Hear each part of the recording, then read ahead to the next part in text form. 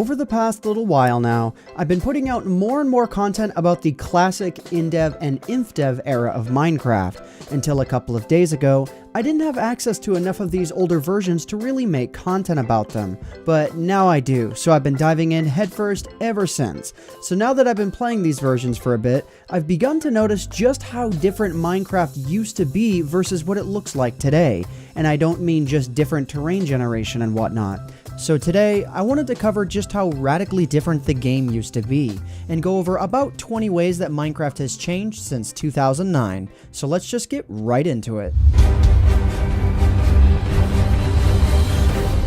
So for this video, I'll be primarily focusing on differences that occurred between the survival test, InDev, and InfDev versions of the game and how it is now. It's honestly pretty amazing how much things have changed, so let's get started.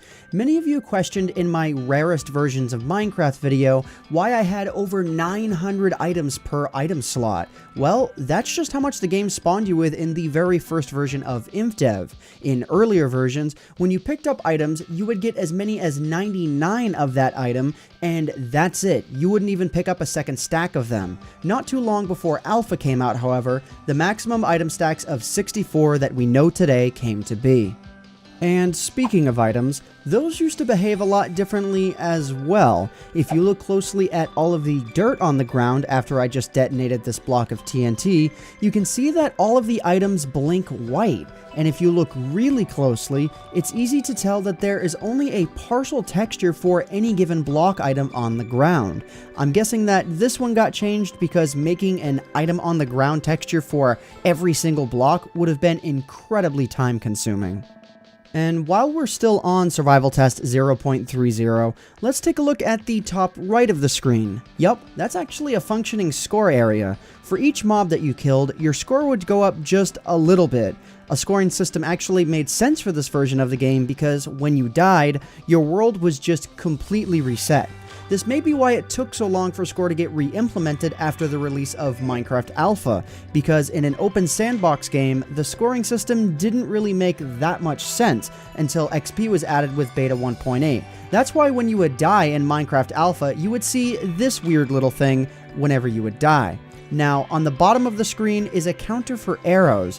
When you would pick up arrows off of the ground, they would get deposited into this arrow counter for use later on. And you know what?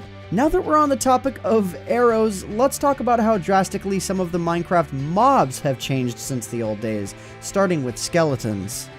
Alright, so first off, skeletons used to not even wield a bow like at all, but aside from that, when they died, they would let out one final burst of arrows immediately after despawning, just to be sure you didn't get too close or anything.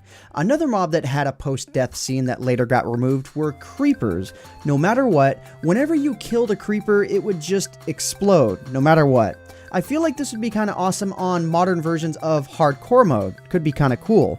But you know what? Mobs in general were just really weird in the old days. I mean, rather than walking around like they do now, they hopped all around, jumping pretty much all the time. Spiders couldn't climb walls until the beta days of the game, and sheeps would eat grass just constantly, like they couldn't get enough of it. And when pigs were first added in 0.24_05, they were cross-eyed? Just, what? Okay, rapid fire time. Creepers used to deal melee damage to you without exploding.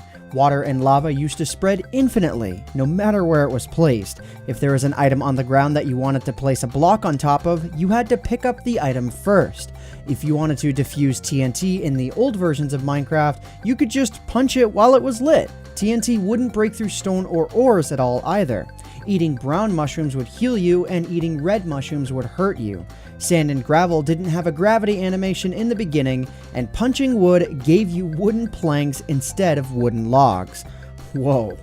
And you know, this isn't everything that changed over time, but it's definitely some of the most significant and funny ones that I could come up with.